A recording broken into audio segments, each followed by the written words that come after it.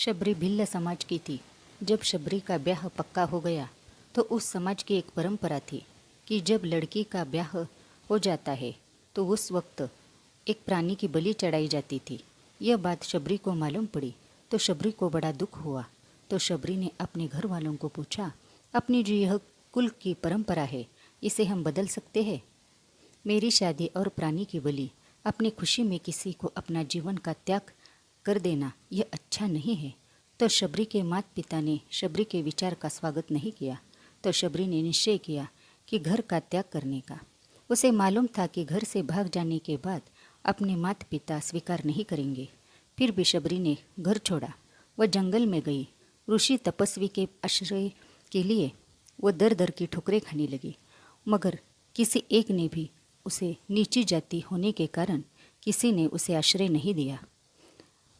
और एक दिन मातंग ऋषि के आश्रम में पहुंची। शबरी ने सब कुछ उसके जीवन की कहानी गुरुजी से सुनाई। मातंग ऋषि को शबरी की दया आई और उसे बेटी समझकर उन्होंने स्वीकार किया। शबरी गुरुजी की बर्तन साफ करती। जिस रास्ते से गुरुजी जाते वह रास्ता साफ करती। एक दिन गुरुजी ने कहा, बेटा शबरी, एक न एक दिन तुम्हें भगवान राम अवश्य मिलेंगे। शबरी सब कुछ गुरुजी की बातें सुनती थी। एक दिन खबर आई कि राम प्रभु को वनवास हुआ।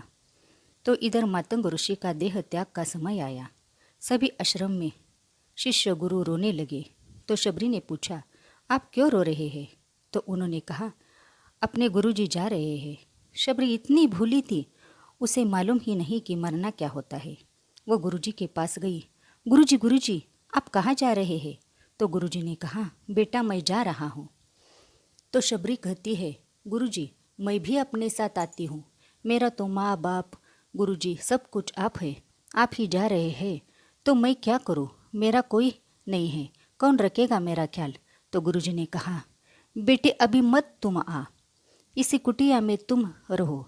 बस तुम रोज जंगल का रास्ता साफ करती जा। एक दिन जंगल का रास्ता साफ करते करते राम अवश्य आएंगे। राम तुझे अवश्य मिलेंगे। शबरी राम को नहीं जानती थी, शबरी गुरु को जानती थी और गुरु ने राम तक पहुंचाया। यही गुरु का काम होता है। शबरी ने कहा, गुरुजी आप कहते हैं राम आएंगे, मगर मैं राम को पहचानती नहीं, तो मैं राम को पहचानूंगी कैसे? तो गुरु ने कहा कि बेटा सीता को ढूंढते हुए दो राजपुत्र आएंगे। एक गोरा होगा, एक सावला होगा। दोनों के हाथ में धनुष और बाण होंगे। और जिसे देख कर तेरे आंखों में आंसू आए, तेरा हृदय प्रेम से भरा होगा, समझो वही तुम्हारा राघव है, वही तेरे रघुपति राम है। बस वही गुरु पर विश्वास। और फिर गुरुजी ने देह त्याग दिया। शबरी का निश्चय था गुरुजी पर। वो रोज जंगल साफ करती थी। किसी ने पूछा, ओ शबरी माता, तुम रोज जंगल साफ क्यों करती हो? तो वो कहती है, न जाने मेरे राम कब आएंगे, किधर से आएंगे। यदि मेरा जंगल साफ नहीं होगा तो मेरे राम के नाजुक पैरों को कांटा या कंगन नहीं लगना चाहिए। इसीलिए मैं रोज जंगल साफ करती हूँ। जिंदगी भर शबरी ने इंतजार किया। किसी ने कहा है सब्र का फल मीठा होता है। सब्र और धीरज शबरी में था। रोज आकाश की ओर देखती और कौवा की रोज राह देखती और कौवा को रोज पूछती थी,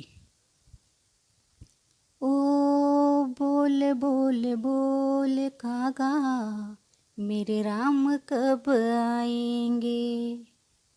शबरी के झोपड़ी आके भाग्य खुल जाएंगे।